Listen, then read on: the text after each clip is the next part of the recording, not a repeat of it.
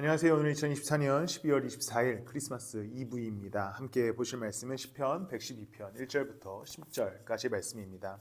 어제도 하나님을 찬양하는 시였고 오늘도 하나님을 찬양하는 시, 내일도 하나님을 찬양하는 시입니다.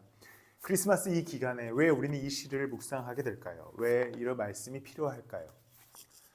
당연한 정답이죠. 예수 그리스도께서 이 땅 가운데 오심은 가장 찬양받기 합당하신 사건이고 그가 이 땅에 오셔서 우리를 위해 십자가 지시고 죽으심으로 인해서 우리에게 얻어진 결과는 하나님을 찬양하는 삶으로 사는 것이 마땅히 귀결되기 때문에 우리가 이 크리스마스에 하나님을 찬양하는 이 시들을 좀 함께 묵상했으면 좋겠습니다. 시편 112편 1절에 보면요, 할렐루야, 주님을 경외하고 주님의 계명을 크게 즐거워하는 사람은 복이 있다.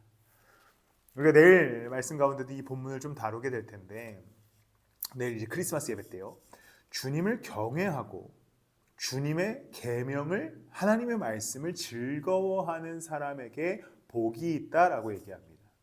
우리는 복 있음에 대해서 항상 무언가를 손에 얻고 쥐어야 한다고 생각합니다. 맞아요.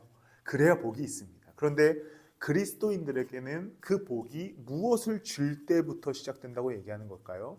하나님의 말씀을 쥐고 살아갈 때 그 삶에 복이 있다라는 선언이 시작되는 것이지요. 그리고 나서 5절부터는 이렇게 기록합니다. 은혜를 베풀면서 남에게 구워주는 사람은 모든 일이 잘 될 것이다. 그런 사람은 일이 공평하게 처리하는 사람이다. 그런 사람은 영원히 흔들리지 않을 것이다. 의로운 사람은 영원히 기억된다. 영원히 기억되는 사람, 영원히 흔들리지 않는 사람의 예시를 하나 드는데, 그 예시는 은혜를 베풀면서 남에게 베풀며 사는 사람이다라고 얘기하는 것이죠. 근데 은혜를 베풀며 사는 사람은 어떠한 말씀을 지키겠습니까? 하나님의 말씀을 지키는 사람이죠. 즉 하나님의 말씀을 지키고 즐거워하는 사람은 복이 있는데, 그 지킴은 누군가에게 은혜를 베푸는 것이고, 은혜를 베푸는 사람은 영원히 기억된다. 즉 다시 한번 이걸 이렇게 논리를 이끌어가면, 하나님의 계명을 즐거워하는 사람은 영원히 기억되는 하나님의 은혜를 누리는 인생을 살아가게 된다라는 말씀입니다. 그리고 마지막으로 8절 말씀을 보면, 7절과 8절 말씀을 보면, 그는 나쁜 소식을 두려워하지 않으니 주님을 믿음으로 그의 마음이 굳건하기 때문이다. 그의 마음은 확고하여 두려움이 없으니 마침내 그는 그의 대적이 망하는 것을 볼 것이다. 하나님의 말씀을 따라 살아가다 보면, 그분의 논리, 하나님을 섬기는 인생을 살아가다 보면 두려움이 찾아올 때가 있습니다. 그 두려움은 어떤 것일까요?